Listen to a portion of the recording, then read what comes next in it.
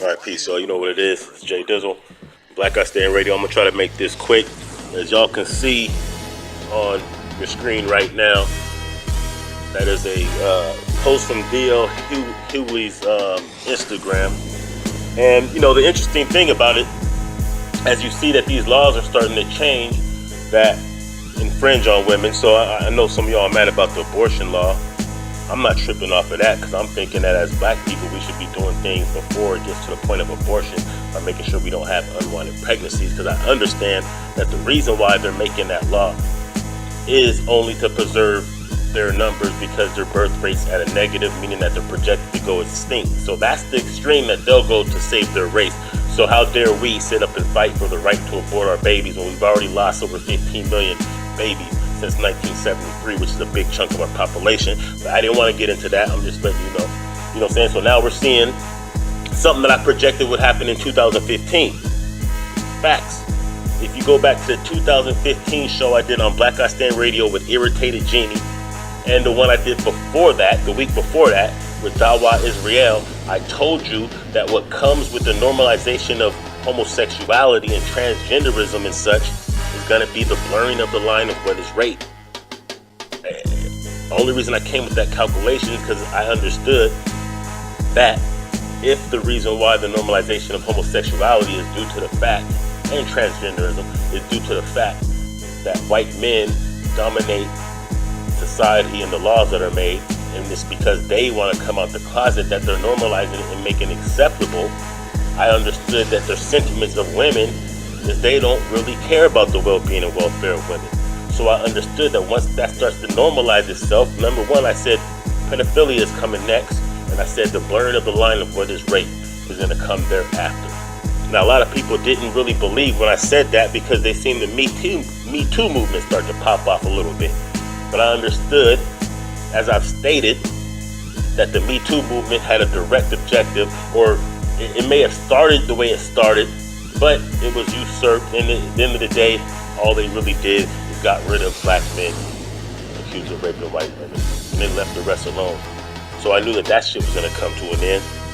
And as I stated, and as you can see right now, they're blurring the line of what is rape. So why am I making this video? Why am I saying this? Because I want our people, especially our black women, to understand, because I get a lot of pushback. You know, if I say something simple about transgenders, like, yo, I don't accept them because they don't accept them. Why would I accept them if they don't accept them? It's not about hate. You know what I'm saying? What I say about the homosexual agenda isn't about hating them. It's about political strategy. It's about nationalism as a people. And it's about the fact that it's an agenda, and that everything that they say they're fighting for, they already have, and they was never deprived none of these things. They're usurping our human rights / civil rights movement, but they're not oppressed people.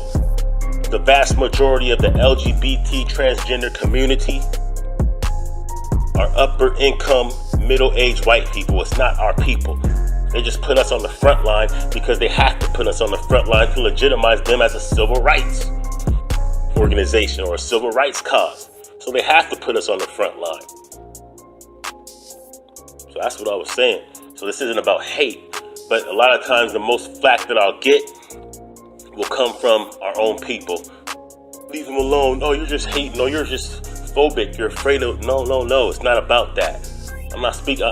That's why I don't even use derogatory terms, because I know that people will lose the message in the verbiage. They'll use if I use derogatory terms, then they'll focus on that more so than the overall message. So that's why I don't do that.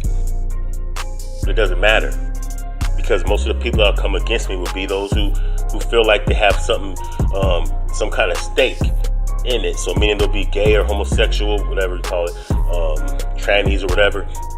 They'll be within that community, and because they feel like I'm attacking them, I'm not. I'm saying the agenda is not even going to benefit you.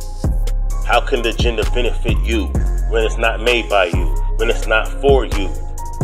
Look, if us as a people have the proper justice and self-autonomy that we need, y'all wouldn't have to worry. Yeah, there's going to be people within our community that don't fuck with that. That's just how it is. It's going to be like that forever. What I'm saying is, if you as a human being, not for a sexual preference. If you're not respected as a human being and you don't have justice based upon that principle, it doesn't matter if you're accepted for your sexual orientation. Cut it out. It doesn't benefit us to go against our own best self-interest, and that's what's happening. So at one point, I kind of do understand the fact that, okay, if you're homosexual, if you're transgender, and you think this movement is about you because you feel some kind of way, you've been manipulated by your emotions, because in reality, it's not actually going to benefit you. I even understand to some extent, some of our sisters who are heterosexual, who have sympathy, because I know as a people, we feel like anybody who's deemed being oppressed, we have a soft spot in our heart because of what we've been through. However, you have to look at this thing clearly, because they're not being oppressed at all. They're not lacking jobs because of it, because of their sexuality. They're not lacking political power. They're very much protected. You can say anything you want about us. You can't say nothing about disagreeing with their lifestyle. Think about that. It's also going against the grain that some of our women especially are cheering for a movement that is leaving them with less men. Now, I understand that whether they agree or not with it, or whether they support it or not, it's probably not going to change the fact that they may be at a deficit for men. However, it just shows your propensity to support a movement that's directly against your best interests. And if you'll do it in that regards, you'll probably do it in other regards. So this ain't about hate for a second time, for the third time, for the fourth time. It's not. So like I said before, to anchor back to the point is, you should have known, and I have stated before, that once this agenda of homosexuality gets mainstream and normalized and accepted, pedophilia comes next. And like I stated way back in 2015, that the blurring of the line of what is rape will also come with it. I said this plenty of times. Do the research yourself. It's archived.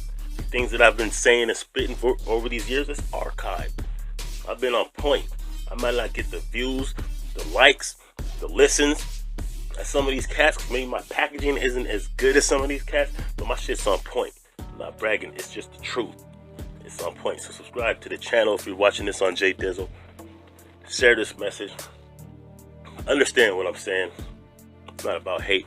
But at the end of the day, at this point, since I know that some people's gonna attack me on a superficial level because they're just emotional, they're not really listening to the message, at this point I could really care less. It is what it is. I'm out. J Dizzle, Letter K. Black I Stand Radio, Liberation Minded Media. Peace.